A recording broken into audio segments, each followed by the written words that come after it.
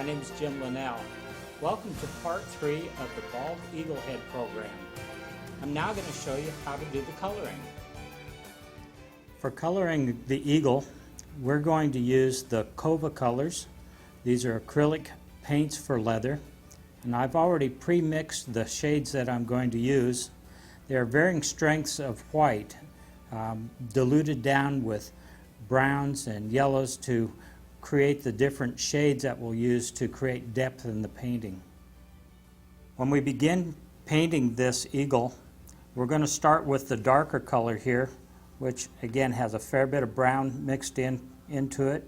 I've also diluted it with water so that we have a real pale shade of brown, and we are going to create some shadows. The areas like underneath his beak, underneath his neck, where it would be in the shadow, we're going to put some of this color in.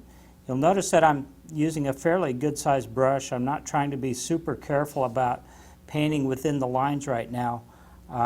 We'll be coming back and cleaning that up with smaller, more detailed brushes as we get to the brighter colors.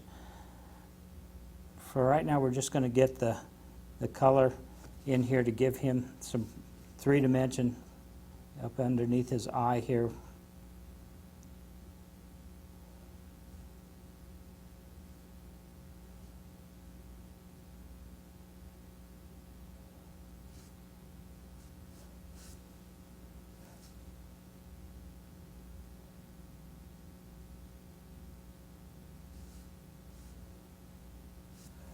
And he has kind of a cheek over here, and we'll put a little bit of color out here to kind of enhance where that would be as well.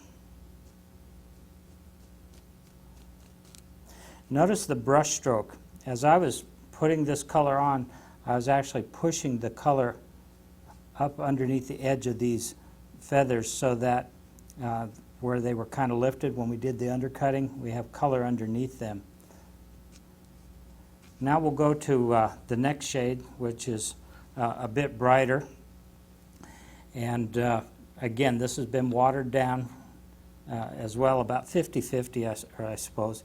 And I'm going to do what we call a dry brush technique. I've got a paper towel here, and I'm wiping some of the paint off so that there's very little paint left on the brush.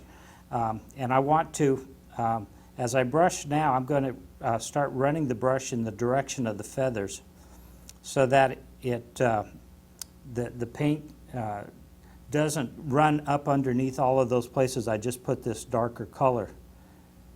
And we get a layering effect. It helps to make the give us three dimension to these feathers. One of the things that you want to be careful not to do is to don't get in a big hurry to try to get this eagle's head white with the first pass with the brush. You can see that we are very gradually building up the color here, a little more intensity with each layer. If you try to put it on too heavily, or if you don't dilute your paint, you end up with the thickness of the paint filling in all of the detail that you put into those feathers. That's one of the advantages of keeping it diluted. It allows